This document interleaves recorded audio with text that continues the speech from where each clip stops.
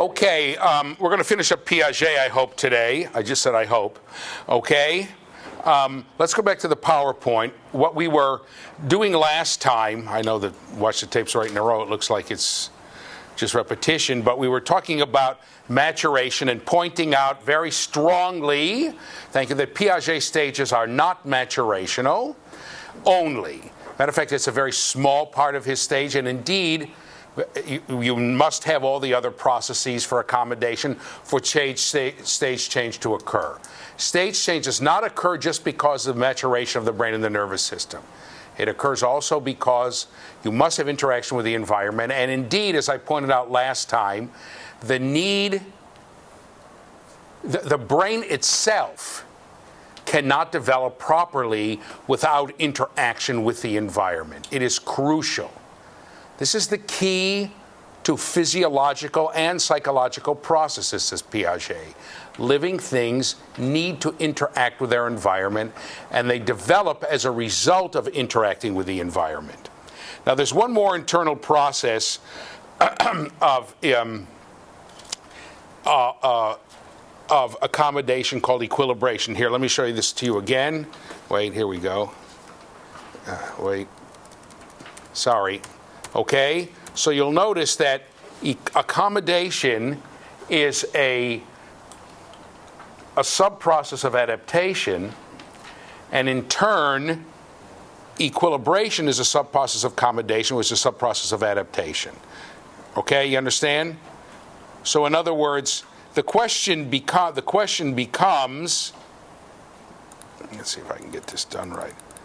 The question becomes, how do we, the question for equilibration is, what causes us to go forward? What causes us to move forward and to become and to build at a new stage? And Piaget talks about equilibration. He calls this process, it's like a driver mechanism that causes the individual to reorganize at a higher, more adaptive level. And there's almost a quote-unquote realization that the lower level thinking is no good, it's not adaptive, and I have to move forward. And you can see that in the fact, look, when I asked you, the two cars are going down the street at the same speed. When I asked you, what did the 3-year-old think, the pre-operational kid think? You all said, well, you said, this one's going faster because it's in front. Okay? If I show you this, it doesn't surprise you that a 5-year-old, a 3-year-old, a pre-operational kid says, oh, there are more fingers. Now it's the same fingers, but now there are more here because this one spread it out. You usually say spread it out or spread it. It doesn't surprise you. You understand it. You understand what their reasoning is. You just think it's ridiculous, right? It's a ridiculous answer. You think it's stupid, right? You wouldn't say stupid because it's not nice, but it's ridiculous kind of reasoning. So what happens, you understand lower level reasoning, but you think it's ridiculous. Or as that little girl once said, because they're all idiots, right? Right? So she knew, she understood what they were saying, but she said, that's just, you're thinking wrong. And what Piaget says is we're consistently moving higher and higher because we have this equilibration, this need inside of us to reorganize at a higher level. It's the internal process that causes us to establish a new equilibrium at a more adaptive level. Each stage you're reaching an equilibrium. Okay, we're going to talk about schemes, but Piaget talks about people being transitional or not being in equilibrium. Here, put the camera on me for a second if you can. So in other words, you will often see people, it's very common to see people reasoning about some things at one stage and some at another. If you will take the typical 7-year-old, for instance. The typical 7-year-old will tell you, here, let's go to the tablet. Okay? Now, it's hard to know, but the typical 7-year-old will tell you, here, that there are the same number of buttons in each row, okay? Then, while the child is watching, okay, today's a she day, okay, while she's watching, right, you spread one row out. Okay, and the typical 7-year-old will tell you, there's still the same number of buttons in each row. Okay, in the top row. Is there a way to point here? Is there a pointer here? There's the same number in this row as in this row. Okay.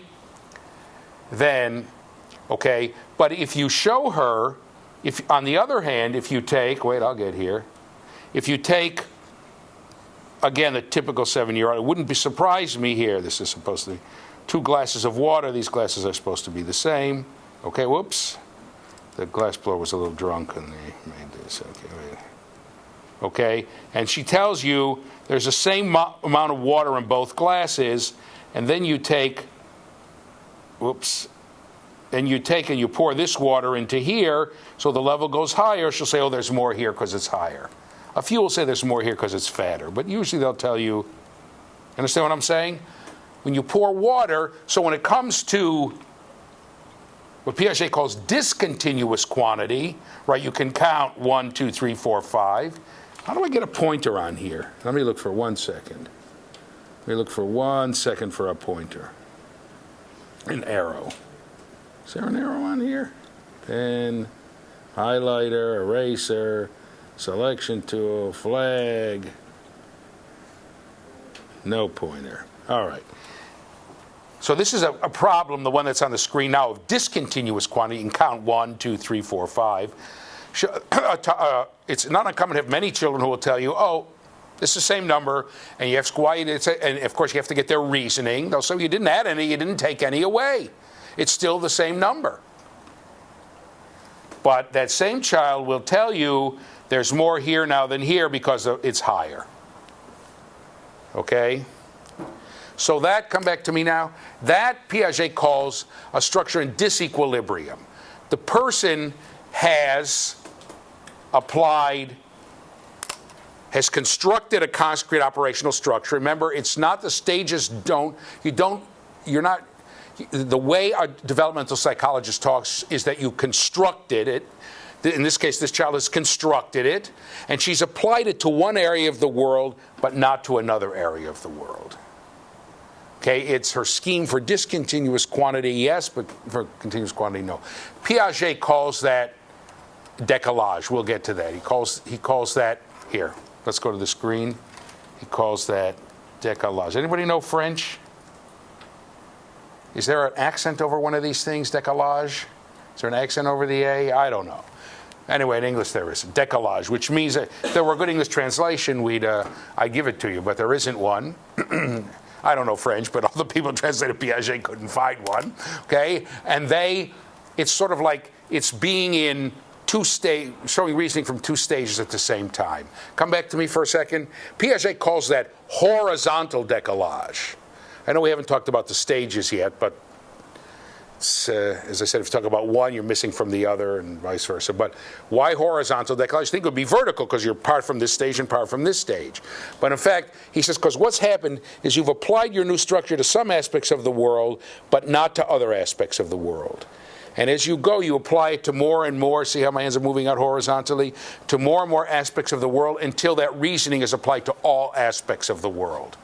And then you're in equilibrium at that stage. There's no one in here who's taking this course who will tell you, oh yeah, the coins are the same, but the water's more. Or will say, well, if you take something and you change its shape, it weighs a different amount. There are most normal 8-year-olds. Most 8-year-olds will tell you, if you push coins around, it's the same amount.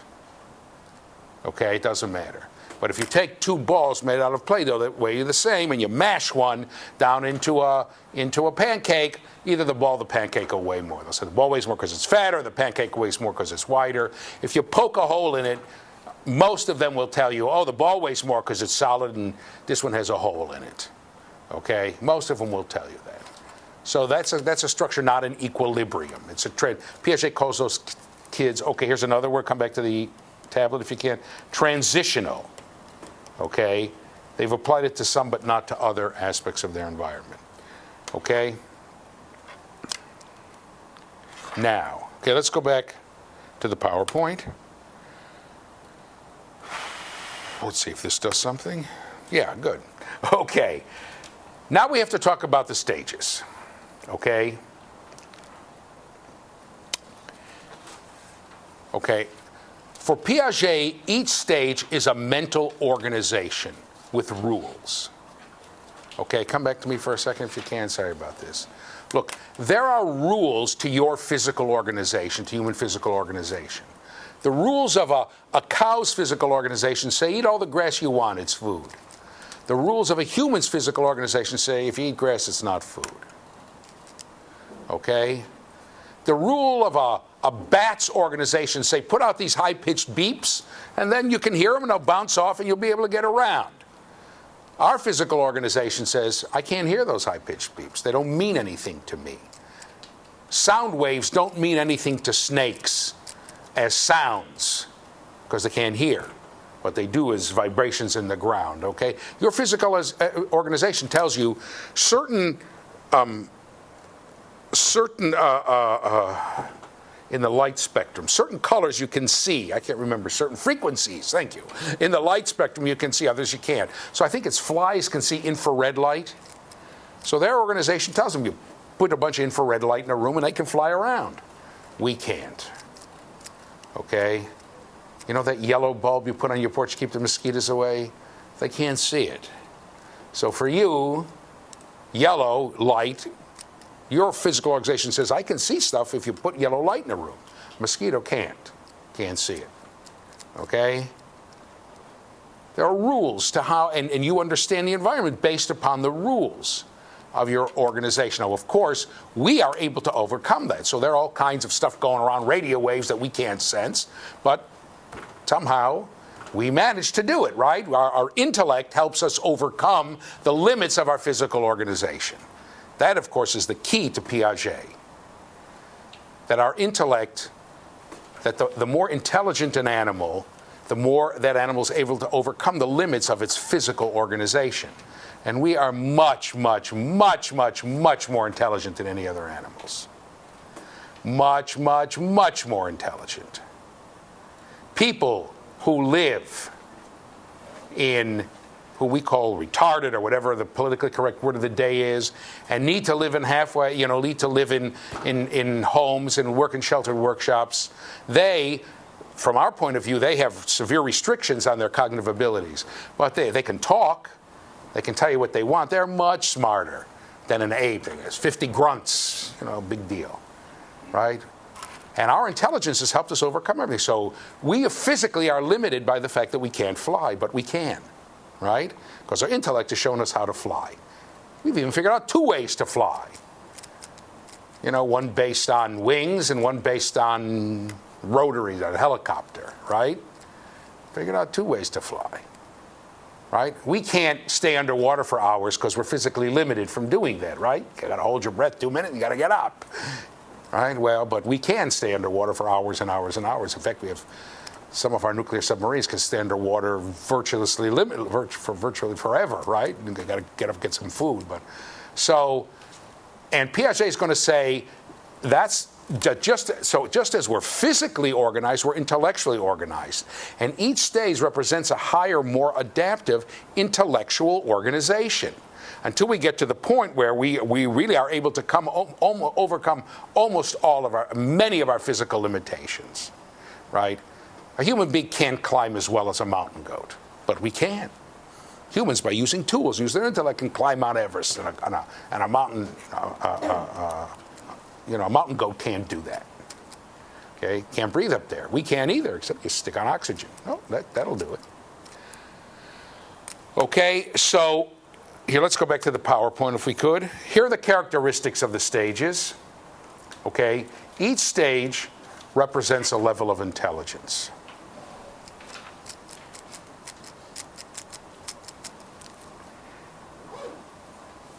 Okay, this is not so easy. This is not so easy. We do this, who's smarter, the 5-year-old or the 11-year-old? I don't think we did that yet. What? Okay. Do we do that? Yes. Who would you want to balance your checkbook? Yes. Right. Okay. So at each stage, each higher stage, I think we did that, the person is more intelligent A person who is using formal operational reasoning is more intelligent than a person who cannot use it, can you only use concrete operational reasoning. And a person who is using concrete operational reasoning is more intelligent than a person who can only use pre-operational reasoning. That's it, okay? So in turn is more intelligent. Someone can only use sensorimotor reasoning, but that's basically infants, unless something's severely wrong with a person. So each stage represents a level of intelligence.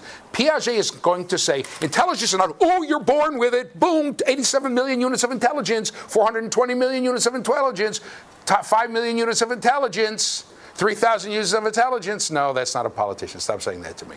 Okay? Et cetera, et cetera. No. Intelligence develops as we interact with the environment.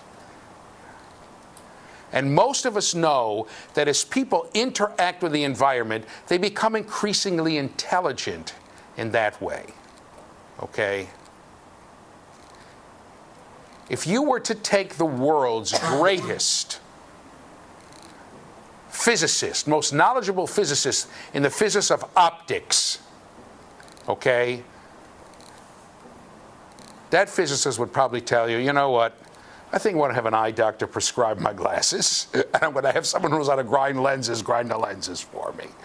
Or now I'm sure machines do it, set the settings on the machines. Even though I understand optics better than they do, right? They're more intelligent about that.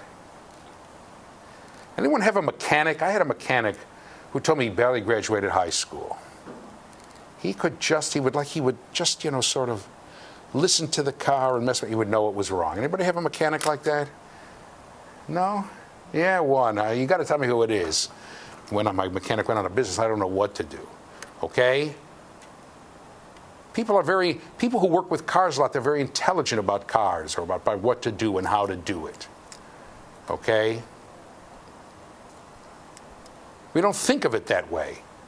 But I've been to several body shops until I found the one I want. I know. Too many accidents. This person seems to know what to do. When something goes wrong, he doesn't fix it one piece at a time. He looks at the car as a whole and understands what to do and what not to do. Okay, he's very intelligent about it. And every once in a while, he'll fix it. He said, you know, this is finished. He'll be able to fix something that the manufacturer says is shot and be able to save a lot of money. Right? You got to replace this and this. He said, no, if we do this and this and this, it's okay. Let me tell you a story. I'll tell you a story. I believe this was DeBakey. I knew someone, he was a surgeon from Israel who came to study with DeBakey. Now, basically what you have is the people who, DeBakey was the great heart surgeon, right? You know what I'm talking about? He was one of the people who did heart transplants, a great heart surgeon. And if you went to study with him, you were already a top surgeon. Right? So at the time, this story happened years ago. At the time, I knew he was one of these budding top surgeons, young, bright surgeons at the top of the medical profession. And he said there were about a dozen of us from all over the world, right? And it was an honor to be chosen, who were studying with DeBakey, right? And these people were the top surgeons from around the world, right? And they would do heart surgery with DeBakey. So I said to him, at this time, DeBakey was already, I said, look, you're in your 30s. DeBakey was in his 60s, I think, at the time. I said, come on. He's really a better surgeon than you are? He said, I'll tell you the truth. He said, it comes to making a clean cut. It comes to sewing. It comes to the precision of doing the surgery. My guess would be that I'm better than DeBakey now, because I'm younger than he is. He said, but let me tell you a story. He said, another surgeon and I can't remember where he was from, but the two of these visiting surgeons, right, who, as I said, in their country they were considered top. We do our heart surgery, we open up this guy, right, this man. We looked at what was wrong, said, he's dead. If we fix this, this will go wrong. If we fix this, that'll go wrong. There's nothing to do. There's so much wrong with him. Whatever we fix will just make the other thing worse, and we'll be finished. He said, and what DeBakey would do is, he said the guy was dead on the table. We could sew him up and he would be dead in a few weeks, right? He was gone. He said if he was lucky, he'd be alive. And what DeBakey would do, I think he said it was like in the round, operating rooms in the round, and he would run from operating room to operating room looking. He says, we're sitting there looking. The guy's in a heart-lung machine. He said, DeBakey comes in. He says he stands there he looks down at the guy's chest, and he looks. He said, for 30 seconds, he just stared. Just stared. Finally got up. He said, do this, do this, do that, do this, do this, and walks out of the room. Said, we did it. He said, it's 2 years later. The guy's still walking around. Right? So he has the highest level of intelligence because he's been interacting with it so much, doing it so much. He said, once he said it, we said, obvious or clever, but we should have thought of it. But they didn't. Only DeBakey thought of it. Right? And he said, save the guy's life. So these are the kinds of things that Piaget is going to tell you. And what he was saying is that even though they're both formal operational, DeBakey has reached the top level of intelligence when it came to heart surgery. Okay? Now, by the way, that's one of the criticisms of Piaget's theory. What's the difference between a 15-year-old getting a B in geometry? You have to be formal operational to do that, and Einstein or Newton. What's the difference between the surgeon who's competent, knows what he's doing, knows what she's doing, sorry. I had the wrong date on my watch today, so it messed me up. Knows what she's doing, or someone like DeBakey. They're both formal operational. So, but we'll get to that later. Okay, let's go back to the PowerPoint. So each race stage represents a level of intelligence, and as we interact with the environment, we become more intelligent. Whoops, sorry. Oh boy, I got a mess here. Okay, let's try again. So each stage is a qualitatively different, higher, more intelligent way of thinking about the world. You're thinking that if two cars going down the street at the same and the distance between them doesn't increase or decrease, you're thinking that they're going the same speed is more intelligent than the kid who thinks the one in front is going faster. Or if you see a car catching up to another car, you're thinking that the one behind is going faster is more intelligent, I assume most of you believe, than the kid who says, well, until as long as it's in front, it's going faster. Okay? And each stage develops as a result of the individuals interacting with and adapting to the environment. I know I've said it 15 times. I put it here on purpose. Okay? And stages develop in a universal invariant sequence. Everybody, everywhere in the world, goes through the same stages in the same sequence. So the question is, if the stages are not wired in, why?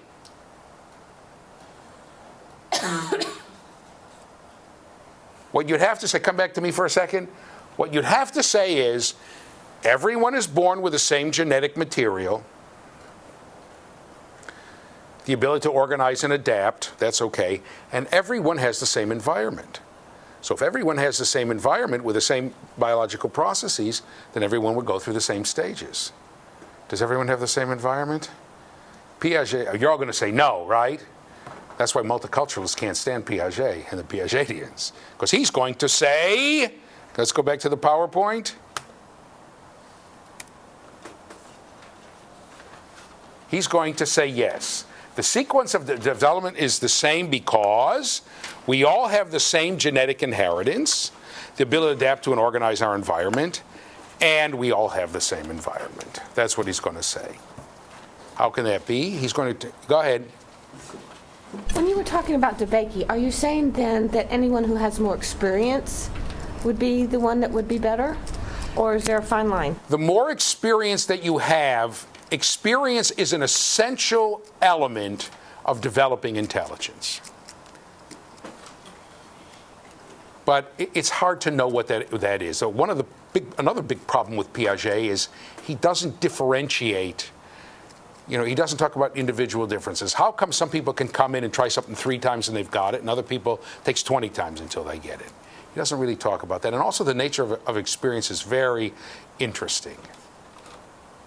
One time, you have to tell a kid there's something wrong with you, and that can have devastating, lasting effects. Even if you don't mean to it. Oh, look who finally got into line on time. Do that to a kid once, and that can have devastating effects. One unique insight can probably have very interesting effects, showing a kid very positive effects. You show a kid a certain way to approach a problem, and that makes the kid much more efficient. So Piaget does not talk about the specifics of environment, and that makes it tough. And his basic attitude is give the kids problem to solve, let them work through things, let them think themselves, let them develop at their own rate. And you just need to have a process where they're constantly having positive environmental interactions. Okay? But he does not address individual differences, and that's a problem. There's no doubt about it. That's one reason he didn't want to call himself a psychologist for so many years. Okay? Okay, here's what Pierre's going to say. We do have the same environment. My wrist got tired. I should have put another 25. Okay, exclamation points. Because, ooh, look at that. Once more. Whoop! The laws of nature are the same everywhere in the world. That's his point. We're not learning specifics. Okay? Let me give you an example. Let's go to the PowerPoint. Okay? I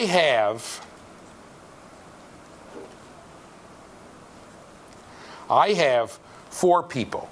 Okay? This is 250 years ago. Okay? A 4-year-old and a 24-year-old from Alaska. 24-year-old. Damn. Make it worse and worse. A 4-year-old and a 24-year-old from Alaska. And a 4-year-old and a 24-year-old from Central America, sea level. Okay? And these are icicles. Okay?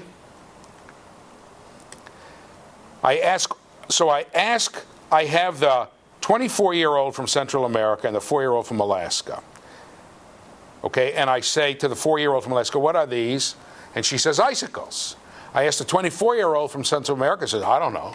I've never seen these things before. I don't know what they are. Right? Never seen ice. Then, while they're both watching, I spread out this row. The 4-year-old from Alaska is going to tell me almost certainly, unless the kid is just developed extremely quickly, I'm going to assume she's preoperative, she's going to say, oh, now they're not the same. This has more because it's longer. And the 4-year-old from Central America is going to tell me, look, I don't know what those things are, but whatever they are, you have the same number, right? You didn't add any, you didn't take any away. It has to be the same number. If I turn these now into bananas, right, that the people from Alaska have not seen, remember it's a few hundred years ago, you can't go down to the supermarket and get bananas, right? That the 24-year-old from Alaska is going to say, I don't know what they are, but it's still the same. And the 4-year-old from Central America, who's seen tons of bananas, just as the 4-year-old from Alaska has seen tons of icicles, is going to tell you there are more bananas here now. And the 24-year-old from Alaska is going to say, I don't know what they are, but I'm telling you, whatever they are, you have the same number. Because the rules of quantity are the same. Okay, come back to me for a second. If I drop a pencil, or if I drop a banana, or if I drop a rock, okay, the rules are the same. Okay? Who has a book, a big book? You have a book? One person with a book? Okay. Okay, I'm going to do something, and you tell me what happened. Okay? Just from your senses. Okay? Ready? Here we go. Okay, what happened? Tell me what happened. You dropped the book. And? It landed on the desk. And what about your ears? Oh, it made a noise. Okay. He said, you dropped the book, it landed on the desk, and it made a noise. Those are 3 things he said. We didn't plan this beforehand, right? Right. No. Tell me your name again. Rocky. Push it down. Oh, you weren't pushing it down. Say it again, Rocky. Say it again. You dropped? You dropped the book, it landed on the desk, and it made a noise. Made a noise. Okay, that's what Rocky's saying. Sorry about it. Okay? Could he get all of that information from his senses?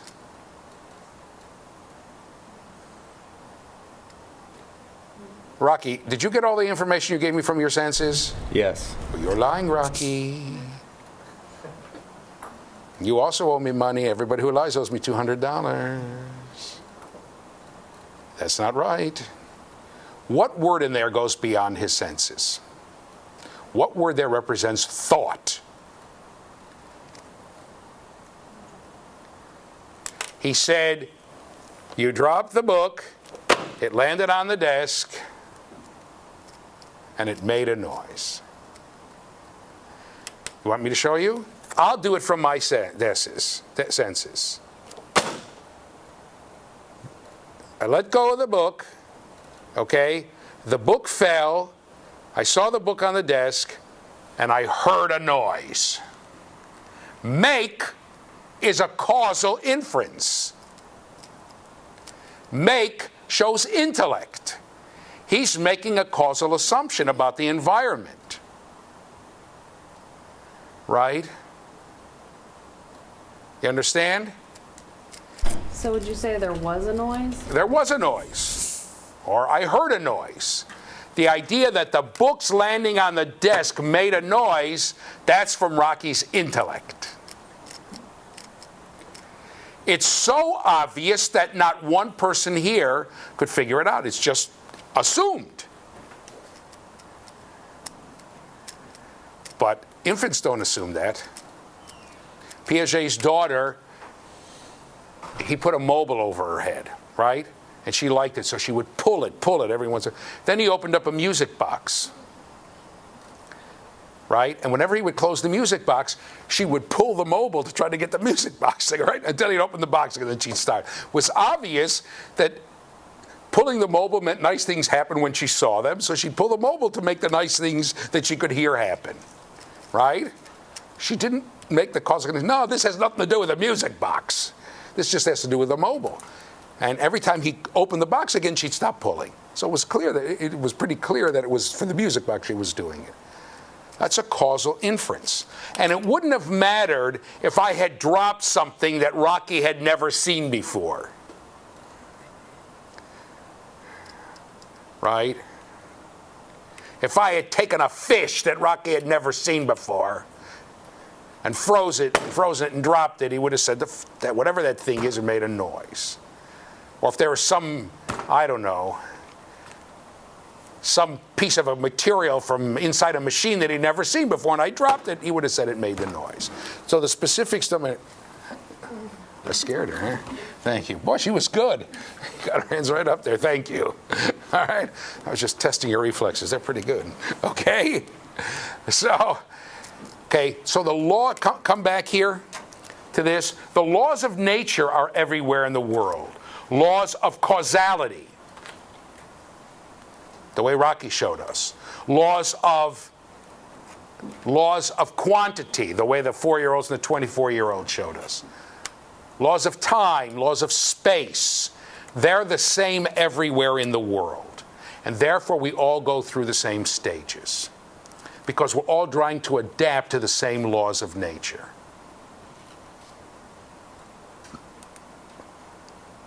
Okay? And indeed, as we get older and older, as we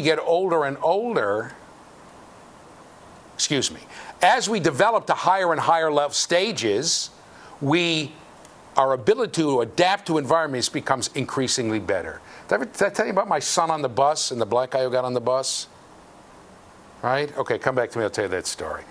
And then we'll go to the stages. My son's on the bus. We get on a bus. We had just come from Israel.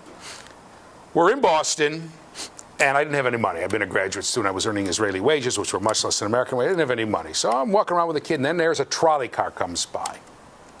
So he comes. So we get on the car. He says, oh, he looked at that. That I had money for. It was like a dime. I said, okay, want to ride? He said, yeah. So we get on there, and of course he sits right up front. And it's the seats, the trolley car's going this way, but you're facing this way, right? And of course, he's up here. He's looking, right? He wanted to be right up front to look. Never seen one before. We lived in a very small town. We lived in a city supposedly, but it was actually a small town that had been incorporated by the city. Okay, it was a little small neighborhood. And then we're there. We had just been from Israel, just a week or so. Actually, it was just a few days. And a black guy gets on the bus. And in our neighborhood, he had never seen anyone who was black before, okay? At this time, there were Jews coming from Ethiopia. There were a lot of them, but nobody lived in our neighborhood, right? So he had never seen anybody before. So he turns to me in this tone of voice. He says, this loud, Daddy, how come that man's all black? Right? The guy gives me a look. And the look was not one of, you know, when you're prejudiced or something, he says, like, what are you, a child abuser? You know, what do you have your kid locked up in the car? Of course, he spoke with an American accent because he learned English from me, right, and from my wife. We're from America. So he spoke English with an American accent. And he just, I mean, it was, the guy looked at me like I had, you know, was a child abuser. Like I kept the kid locked in a closet for 3 years. He was 3. So I said, oh, we were living overseas, and he's never seen me black before. I'm sorry. So guy looks at me. He didn't believe it, right? Because he had an American accent when he talked English, right? He gives me a look, and I said, don't do that anymore. Now, if you were sitting on a bus and somebody got on with green skin with purple polka dots and one horn coming out of this side of the head and one horn coming out of here, right? You wouldn't turn and say, hey, how come that guy has 2 horns and a green and purple polka dot skin? You wouldn't do it, right? People wouldn't do it right? Because you have a sense of, you've developed to a stage where you understand certain social interactions that are important, right? Usually, as a matter of fact, when you go into a social situation, a new one, you look around and try to get an idea what their social rules are, right? And if you do, remember the Seinfeld where George dips his chip twice? Guy screams at him, no double dipping, right? He just was in a different social milieu and he forgot it. So the more you develop, the more you become cognizant of the fact that there are different social situations and I have to have different thoughts about them. That, of course, is the point. And that would be true for anyone, anywhere in the world. Okay, so let's talk about the stages.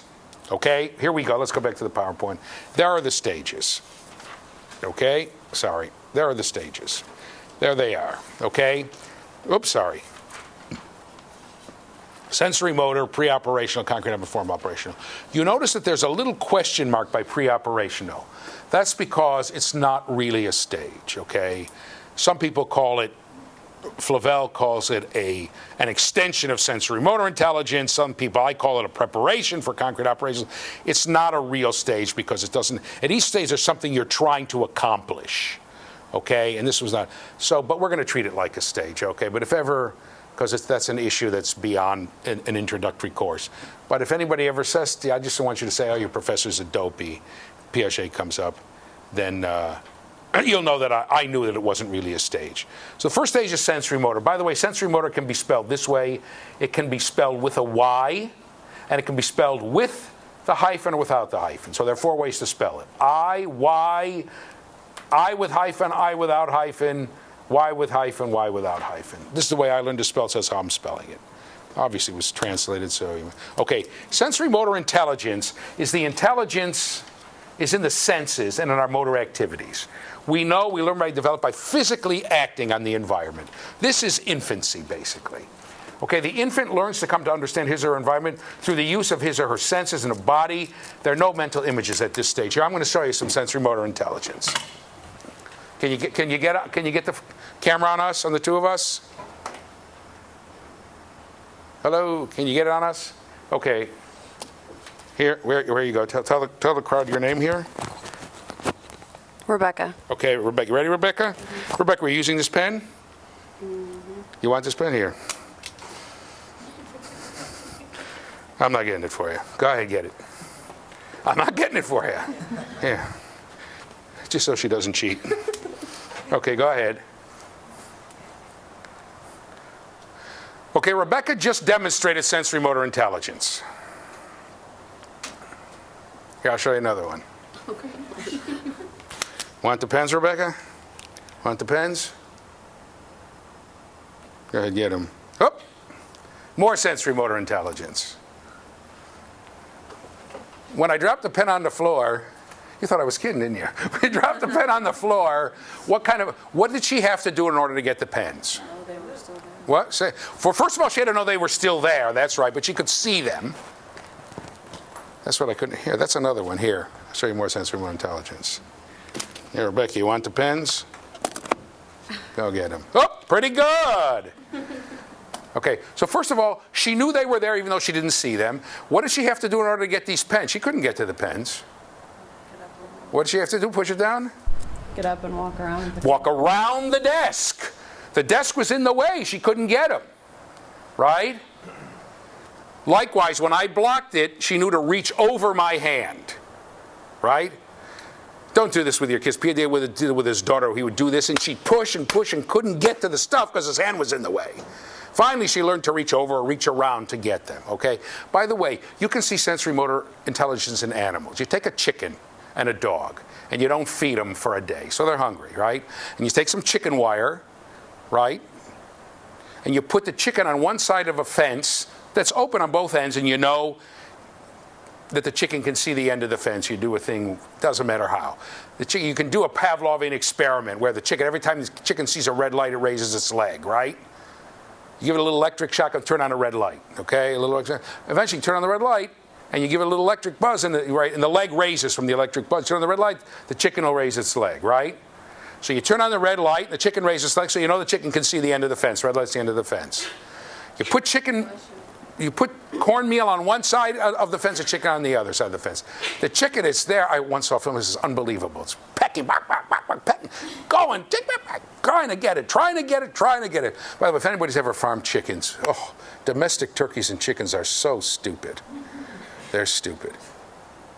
Ask a farmer who farms chickens and potatoes, what's smarter, potato or chicken? Potato or turkey? They'll all vote for the potato, right? What? Say it again. Push it down. They look up to see right? When it's raining, they look up to see where it's coming and will drown in the rain. Yeah, or they look up to drink, right? And they drown. I'm telling you, it's the truth. I was from the turkeys got out, all of a sudden it starts to rain. We all panic, get them inside before they drown, right? They're so, right? They're up like this. They're so stupid. Anyway, this chicken is so stupid, right? But even it'll die from hunger unless you finally feed it. Now you take the dog, put the dog on one side of the fence, and the steak on the other side of the fence. The dog goes 1, 2, looks around, says, "What am I stupid?" Runs around the fence and gets the steak, right? So we know Rebecca's at least as smart as a dog. We don't have any evidence beyond that, but actually we do. But we do. Okay. So let's go back to the PowerPoint. The infant comes to understand the environment through the use of bodies and senses. There are no mental images or symbols at this stage. That's why, okay?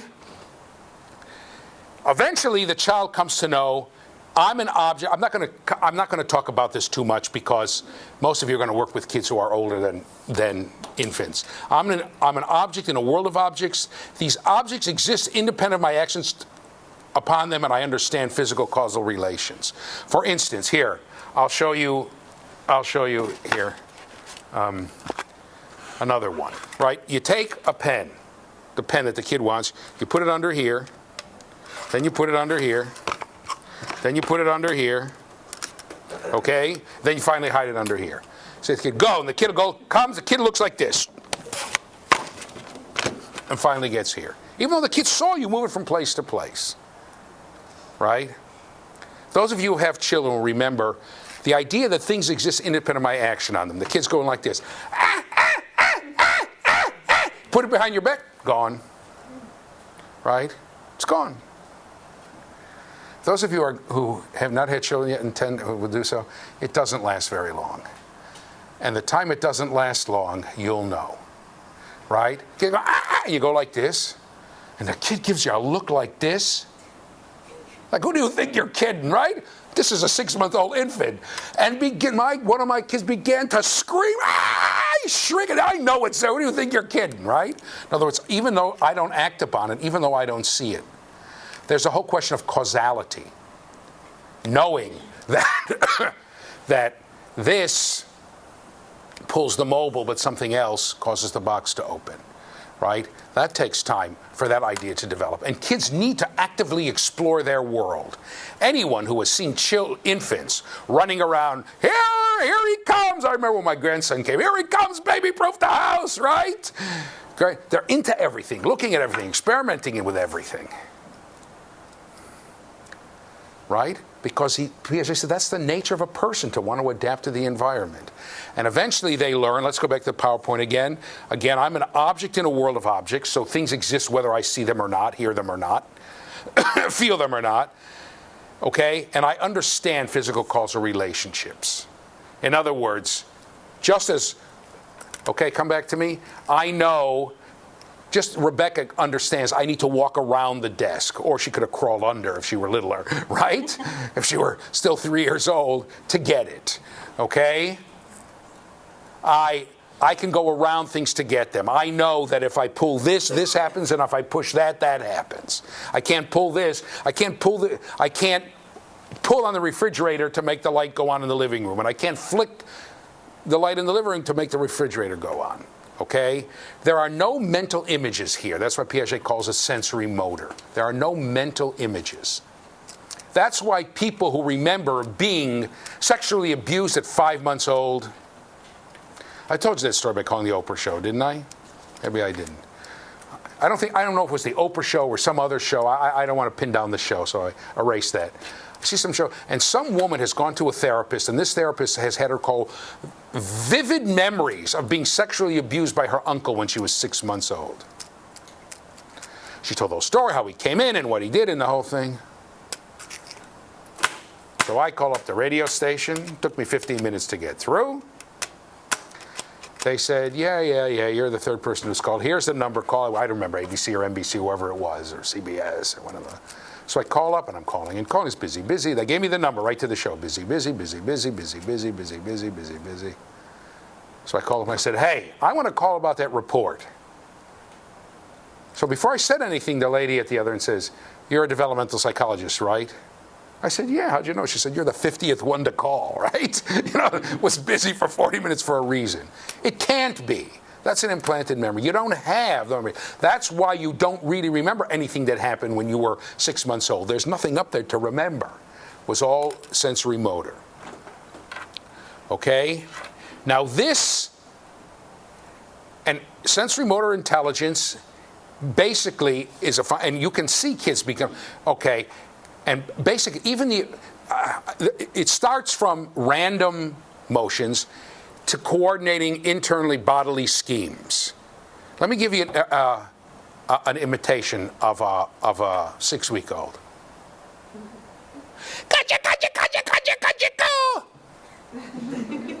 Nothing.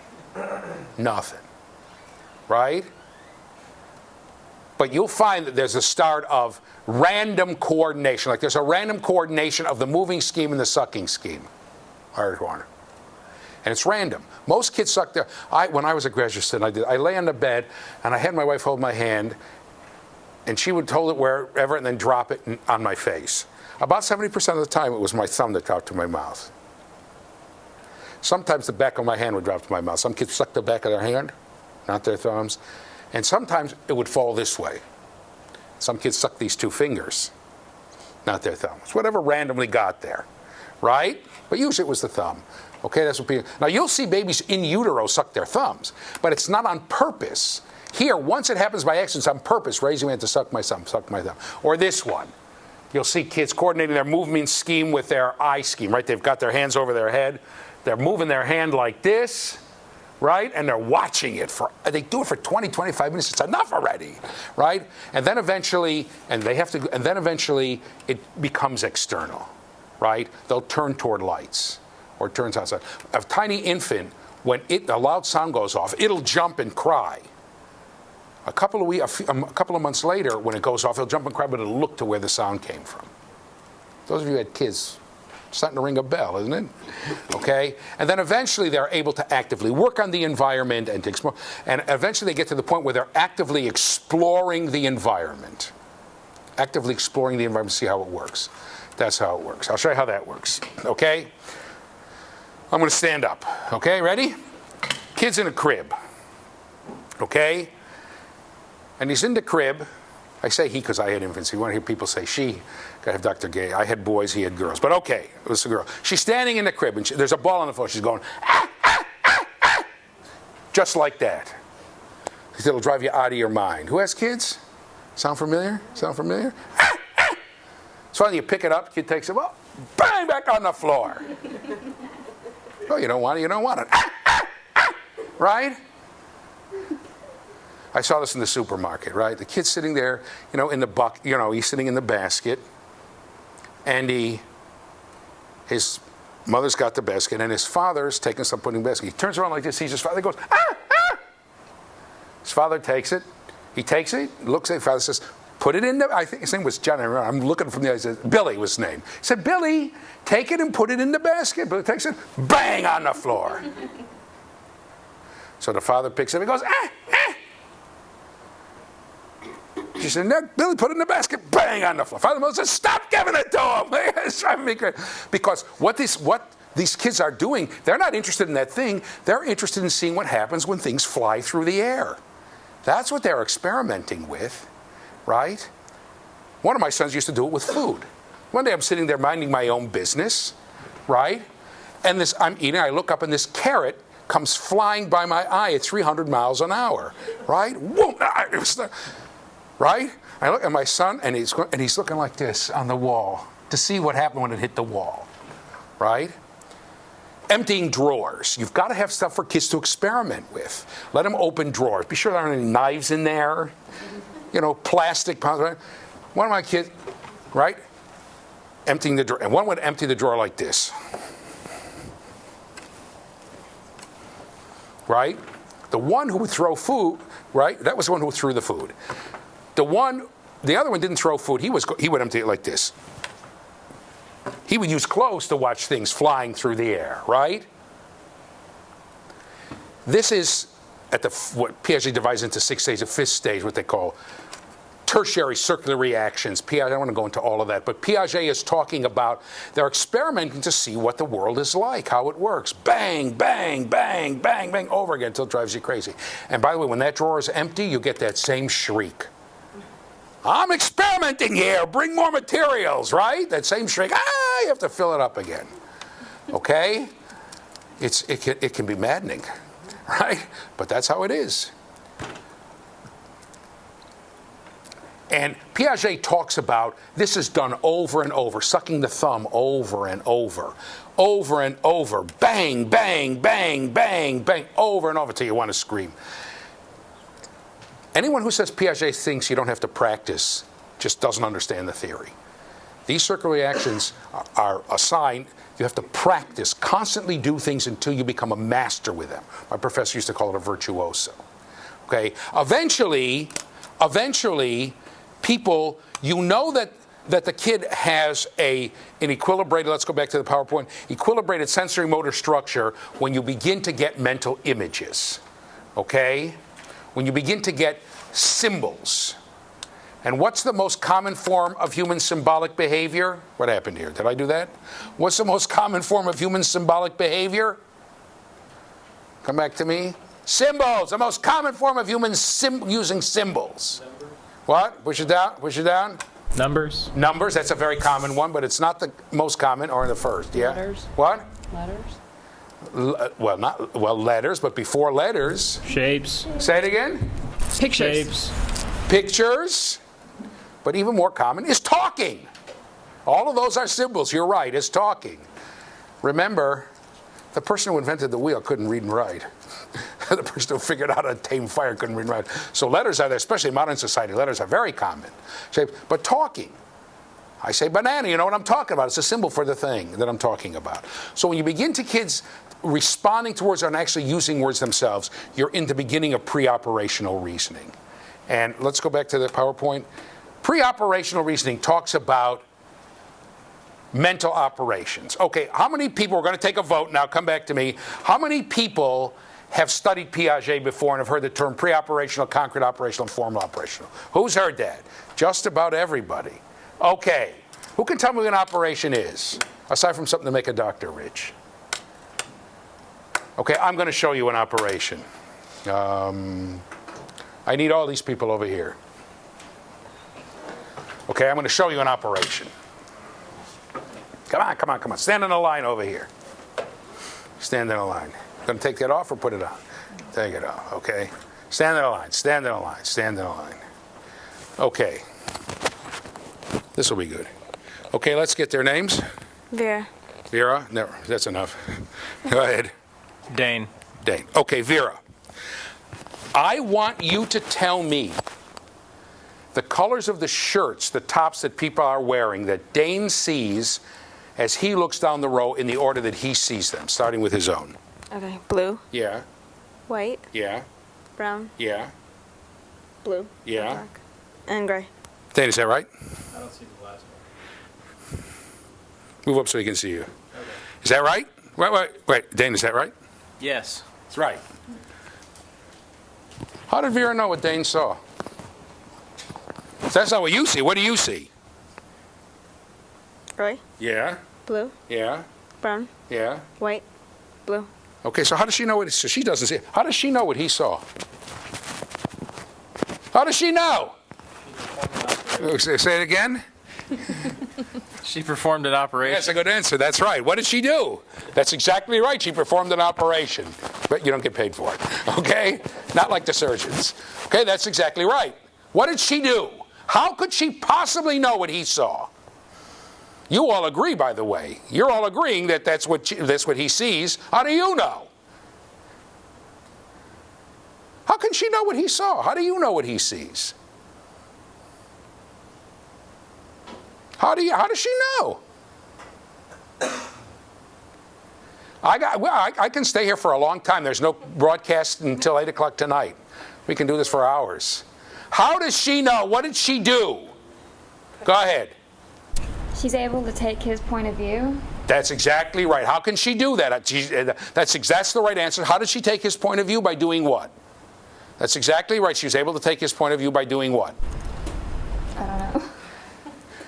She mentally picked herself up and moved over there. Right? She mentally moved over there. Just as a sensorimotor kid can physically move to the spot where she needs to be, she mentally was able to move to where he was. That's an operation. An operation is a mental action. Okay? And a concrete operation is a mental action in the concrete world. Okay?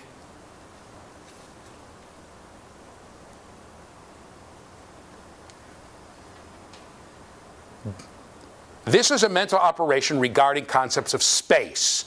She's mentally able to move around in space. I was pretty confident you'd be able to do that. Okay? Probably since she was about 8. All right, let's give everybody here a big hand. Thank you very much. Good job. Let's go back to the PowerPoint. That's correct. An operation, here we go. An operation, see how dramatic I'm making this? An operation is, now watch this, a mental action. Was that dramatic enough to make the point?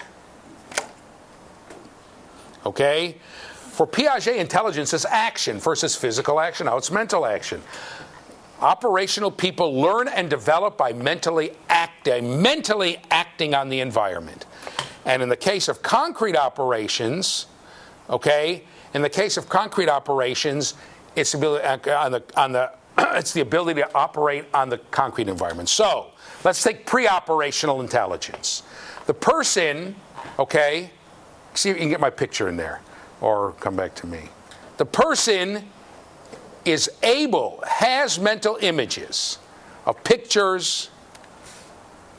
Okay, there are mental images, but there are no operations. The individual has internal mental pictures, but is unable to move mentally in his or her environment. So, who was the one who said taking perspective? Tell me your name again. You're good at this, by the way. Rosanna? Okay, Roseanne. You're going to be pre-operational. Tell me what I see in front of me as I look. A bookcase. A bookcase. That's what she sees in front. And what do I see in back of me? A studio. A studio, right? That's pre-operational. Because she is unable to move, I remember you're good at reasoning like a 4-year-old. That's meant to be a compliment, okay? Because, by the way, it's classic. She understands that reasoning. She knows where the kid is coming from a reason like that. She just thinks it's ridiculous. You do, right? She went like this, okay. Okay, so she says what she sees in front of her, which is the bookcase, even though it's in back of me, because she can't mentally pick herself up and turn around. Okay, one of the funniest things to do. Okay, here, come over here. We're going to play a game. We're going to stand up, see if we can get us. Okay. Okay, This is my right hand, so where's your right hand? This is my left hand, so where's your left hand? Okay, then I turn around. This is my right hand, so where's your right hand? This is my left hand, so where's your left hand? Okay, so then you go, who has a pen? Okay? And I say, okay, where's my right hand? This is my right hand. Where's your right hand? Okay, I say, okay, so I've got a big X now. Can you see it? Can you get close enough? Okay, I put a big X on my right hand. Say, okay. So then I turn around, then you turn around, and you say, okay, which is the right hand? And because she knew that, she points over here, right? Because we already said that's the right hand, right? I would put it on her hand too. I say both right hands have an X, right? Then I go like this and show it to her that it's on this side, because she thinks, right? In other words, she's got an X on her right hand, okay? And I had an X on mine. Then I turn around, she says, that's my right hand. And when I go like this, the X is, one kid says to me, how'd you get the X to jump to the other hand, right? Just completely incapable of understanding movement. Okay, thanks a lot. Good job. Okay?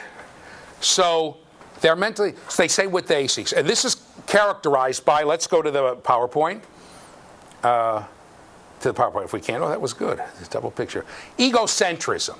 Everything is from my perspective. Centration. Okay? Let's go to the tablet again. Okay? When you see this and the pre-operational kid says there are more bananas because this one's longer, the operational person says, yeah, but the spaces are bigger. Okay? If you, wait a second, let me go up here. If the pre-operational kid says, look, there's more because this is higher, the concrete operational kid says, yeah, this is higher, but it's narrower. In other words, the person is able to jump up and back between two perspectives. I don't know what I did here. Okay, I don't know what I did. Oh, I see what I did. No problem. Hit the red X on the red X. Ah, there we go. Okay, to jump up and back between. Boy, I got what? Hit the red X. Hit the red X on the blue box. And red X on the blue box? The blue box on the bottom. Right there. Thank you. Okay. Okay. The person is able to jump up and back between perspectives. The Piaget says the person is mentally able to unpour the water and pour it back here. Okay? Pre-operational kids center. They have, here, let's go back to the PowerPoint. They have centration. Okay? They can concentrate on only one aspect and then they center on one aspect. Their reasoning is based on perceptions. Their perceptions and their logic is the same. It looks like it's more, so there is more. You know very well. You go into the store. By the way, they still do this. You know the Coke bottles with the thick bottoms and the. You ever go in and you see this bottom with its flares up? Things that are here. Who has two pens that are the same? If you take two pens that are the same here. Here we go. Thank you. Okay. Let's see if we can. How close you can get to me. Okay. Let's see how close you can get to me. What's going on here? Okay. Can you get? How close can you get into them? Okay, these two things look like they're the same length. Thank you. If I go like this, even on the camera, this one should look longer. Doesn't it look a little longer? When things go up, they look longer to us. It's a common optical illusion. Here, I'll show you another one. Okay, ready? Let's try another here. Get a new page here. Okay, these two lines. Let's start again. These two lines look like they're about the same length, don't they? Do they still look like they're the same length? Let's start again. Let's start again. I can't do this exactly, but these two lines look like they're about the same length, don't they? Yeah? Do they still look like they're the same length? Do they still look like they're the same length? Boy, do they not. Pre-operation could tell you this one's longer. You know it's not. It's an optical illusion. In stores, they do this. You ever go in, when I come back to me, go into a store and you have this one, it looks like there's so much more in the bottle that's flaring up. The other one's just a squat bottle. And you read 12 ounces, 12 ounces. Okay? But because your logic and your perception are two places. Not only that, you know that there's a perception, there's logic. They're not always the same. When there's a conflict, you go with your logic. Logic trumps your perception. Okay? Let's go back here.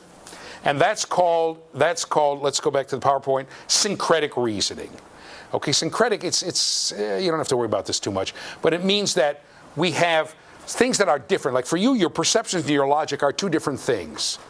For a pre-operational kid, they're fused. Syncretic means fused. Their reasoning, they don't have as differentiated a reasoning as other people have. Okay? Now, for concrete operational people, it's just the opposite. The individual is able to apply operations to reason logically about, to mentally act upon, to move around mentally the concrete world. The ability to move mentally in space. Okay? So now, Rosanna, right? Yes. Tell me, be concrete operation now. Now you're 6 years older. What do I see in front of me? A studio. And what do I see in back of me? A bookcase. Oh, the bookcase. She's able to mentally move into my perception. The ability to mentally move up and down a hierarchy. Okay, we're way behind, but I don't care. Come back to me. The ability to move up and down a hierarchy in space and in time is very different. It's not a learned skill, the way information processing people tell you. And that's the ability to add classes and subclasses. Let's say A is dogs and B is canines. A is dogs and B is canines. A plus B equals what? All the dogs plus all the canines equals? Huh? Push it down? No, wait a second. Let's try this again. I confused myself. Let's try this again. Okay. A is beagles. And B is dogs. So A plus B equals B, right? B, all the dogs. All the dogs plus all the beagles is all the dogs. That shows class inclusion hierarchy. Okay? Come back to me. Pre-operational kids think like this. Okay? So you say to them, did you get out of bed this morning first or walk out of the door? They go like this. Right? They're thinking with their fingers again. I think I told you so. They can't remember. They're trying to remember. You don't have to remember. You know what the answer is, even though you weren't there. Who's older? My brother or my mother? Their biological brother and biological mother. You know, because you can move mentally up and back in time. That's hierarchical reasoning. I told you about the ducks and the robins, right? Is that frustrating? You showed a picture, 10 ducks and 2 robins. I told you about this, didn't I? I said to the kid, what are the ducks? Are the ducks birds? Birds. Are the robins birds? Birds. The ducks are birds, except he said birdies. Ducks are birdies, robins are birdies, ducks, birds, birds, birds. So I said, so are there more ducks or more birds? More ducks. I have 10 ducks and 2 robins. I showed pictures. I said, wait a minute. The ducks are all birds. I said, the robins are birds too, right? He said, yeah. This is when I was first starting. I said, so they're all birds, right? He said, yeah. Birds, bird, bird, bird, bird, bird. He shouted, right? So I said, so are there more birds or more ducks? More ducks. The ducks are birds and the robins are birds too, right? He said, right. More ducks. Just drives you insane because they can't. There's no class inclusion. The ability to move up a hierarchy in time, or a hierarchy in inclusion. I remember my son comes down, and we came from Roslindale, which was a neighborhood in Boston, which was in Massachusetts, which is in the United States, or we call it America, to Alief, which is a neighborhood in Houston, which is in Texas, United States. Daddy, and he knew all that. Daddy, and somehow I think it's just the fate's out to get you. The first question is always sensible. What's bigger, Boston or Houston? I said, oh, Houston. Oh, good. He was glad. I don't know why bigger is better to kids that. Good. I said, he says, Daddy, what's bigger, Alief or Texas? Daddy, what's bigger, America or Roslindale? Daddy, No sense, right? No sense of inclusion, right? That's what I was talking about. Knowing what you know. So when a kid can tell you the capital of all the states and ask you what's bigger, Austin or Texas, you got to ask yourself, what does the kid learn? I remember we're going down the street and somebody mentions Harris County. He says, what's Harris County? I said, it's far away from here. Don't even ask until you're 12 years old, okay? What am I going to put up with that? Right? Now we got to visit, and Houston's in Harris County. So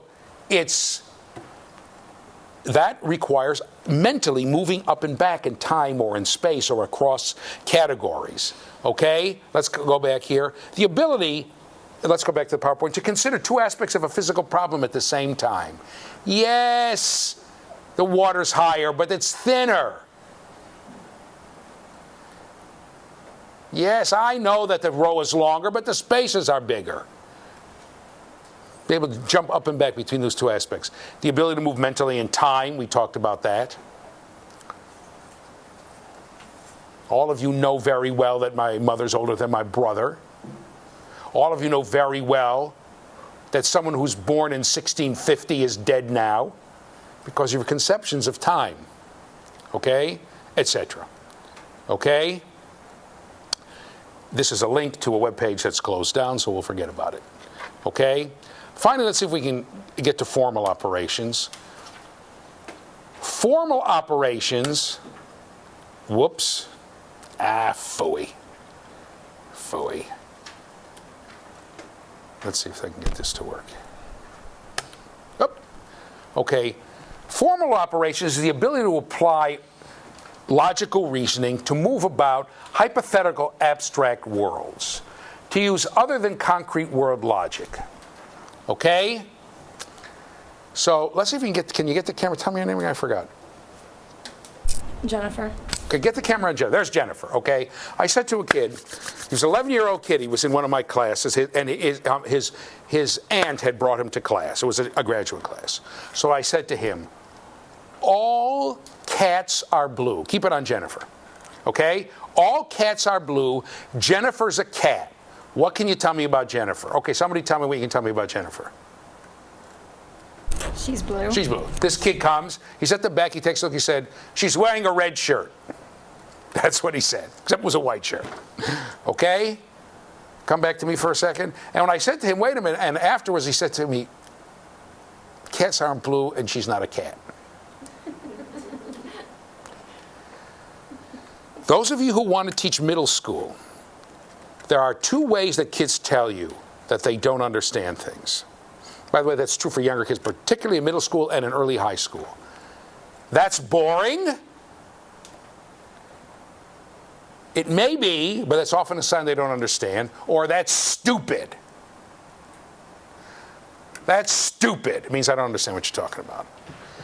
Carl Sandburg wrote a poem. Here's the whole poem. The fog crept in on little cat's feet. Isn't that a great metaphor? I said to the kid, what do you think of that poem? The kid was 11. He said, stupid. I said, why? He said, fog doesn't have feet. It's just stupid. Okay? The ability to consider hypothetical abstracts. I'll tell you one story, and then we'll finish this next time and go on to Freud. My cousin Linda comes in. Okay? Unfortunately, she was 3 years older than I was, 2 or 3. She was 2 grades ahead of me. And she had a brother who was about he was my cousin Richard, who was about, but fortunately he saw her coming and took off. And unfortunately she lived a couple blocks away, we were both at the end of the street, so it took her 5 minutes to come. She said, you want to see what I did in school today? She loved school. He saw her coming, he took off, right? He knew that, so she would torture him with that. So he was a grade behind me, actually, I think. So I'm sitting watching television. I love television. I loved it with all my heart and soul, right? I was a real television. I'm watching, I said, no. She said, okay, I'll show you what I'm going to do. She's older than I am. It was my cousin, right? So it's pre-algebra. She's solving for X. I think it was in 5th grade. So she's going, X, you understand what you X? You understand what we're doing? I said, no. Finally, I said, okay, I understand. X equals 5. You got it? I said, yeah, I got it. I didn't know what she was doing. Then she said, oh, and I said, okay, we're done. I want to get back to television. She said, no, you want to do one more? I said, no. She said, okay, I'll show you another one. She said, hold on, what am I going to do? She shows her. Finally, we go through the same thing. She says, X equals 9. I I still remember that to this day. I don't remember the 5 and 9. I remember it came out to different things. I said to her, wait a minute.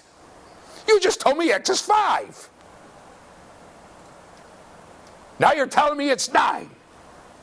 What is X? I got upset. She says to me, well, sometimes it's 5 and sometimes it's 9. See, in other words, she's telling me it's a hypothetical abstraction of any possible value.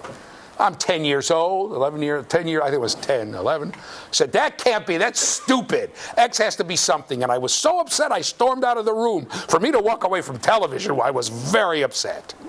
That's the kind of hypothetical abstraction. Let me just show you here that can't be done. And we'll start with this. So the ability to isolate a variable, generate combinations and permutations, understand ratios, consider hypothetical possibilities, like Jennifer's a cat and she's blue, understand metaphors. All of that requires formal operational reasoning. And you can give kids Cheerios or M&Ms or Milky Ways till you're blue in the face. If the kid can understand that. Most of you, how many people here remember starting to hate math in middle school? Raise your hand. 5, 6, 7. Look at all the hands up. That's right, my hand's up too, right? That's because you were asked to the hypothetical abstractions that required formal operational reasoning, and your formal operational reasoning either wasn't there or more likely was just beginning, and you were being pushed and you couldn't quite get it. And how many people hate math to this day? There you go, all the same hands up. Mine too. Okay, next week we'll talk about that, and then we'll start on Freud.